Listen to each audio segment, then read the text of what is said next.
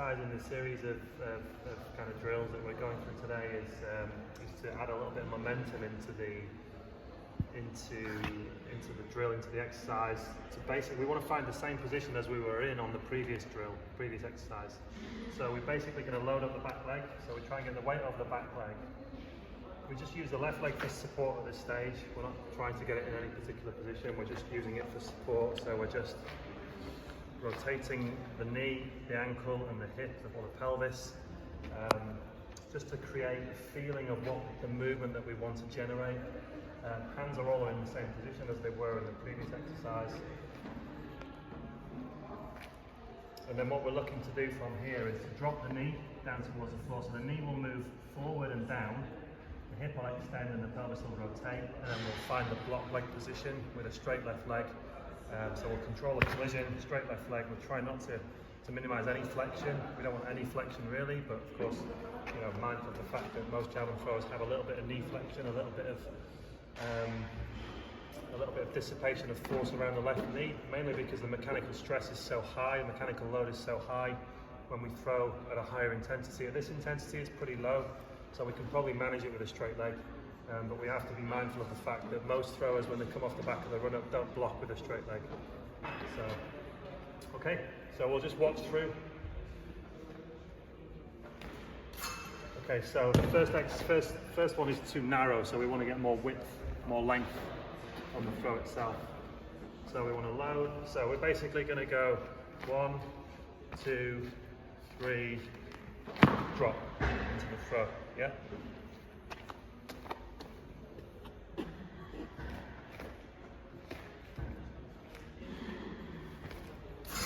Yep, that's it. It's shoes. Little soft.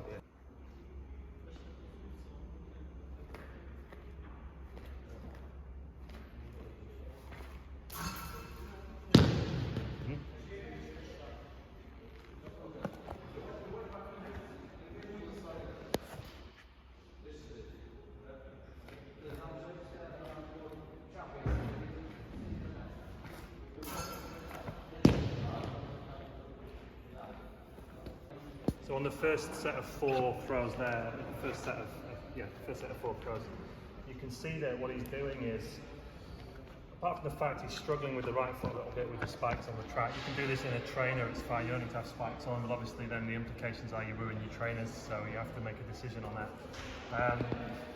Shujaji lands, when he throws a javelin, he lands with his foot around about 1 o'clock on the clock face, with 12 being the direction of the throw, and he's very heel up. So he's got a very stiff ankle, his transference from his back foot contact to his front foot contact is very good. So, when we start this exercise, we want him to be as close to his back foot contact landing position as possible at the start.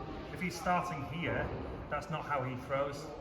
So we're actually training something that's not the way that he throws a javelin. Some people do land at 3 o'clock and they need to rotate the foot there, but Shujaji lands at 1 o'clock. So we're trying to just have a little bit of rotation of the foot and the hip, but maintain this back knee angle. His tendency is to land and push and extend a little bit, which we talked about on the first drill.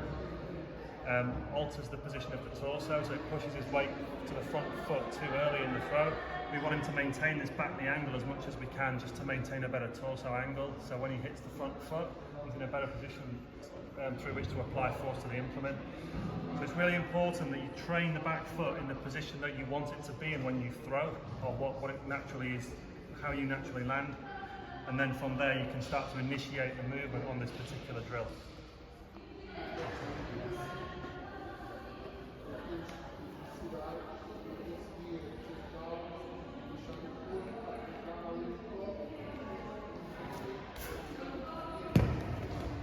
A little higher with the left, okay? So keep it there.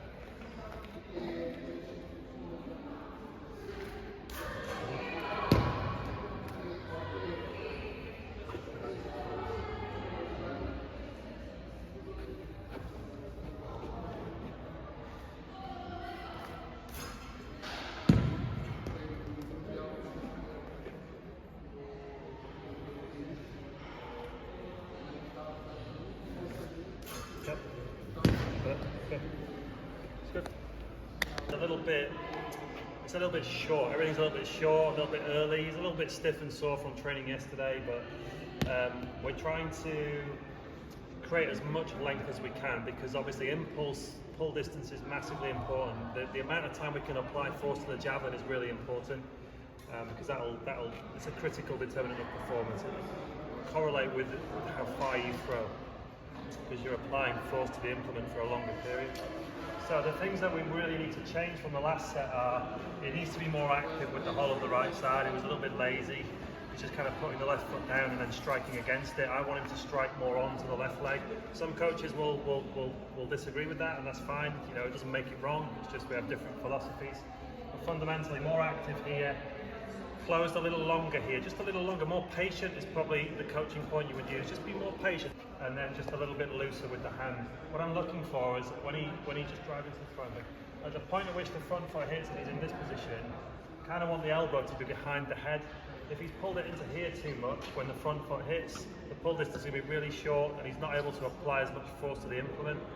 So when the front foot hits, we want him to be more here, without putting undue stress on the lower back.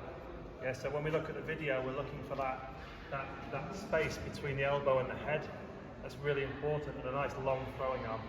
Okay, let's go.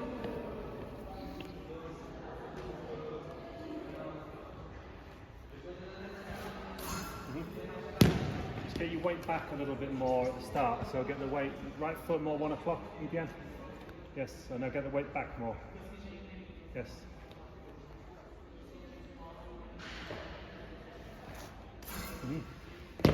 Better, I think. So length and long.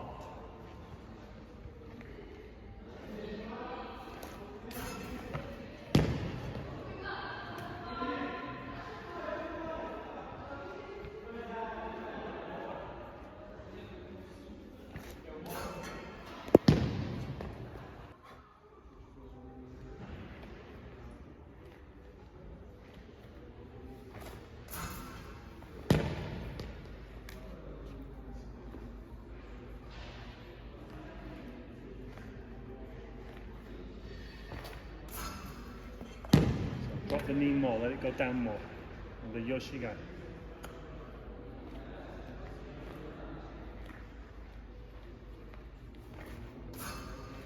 Muy bien, muy bien. Again, same.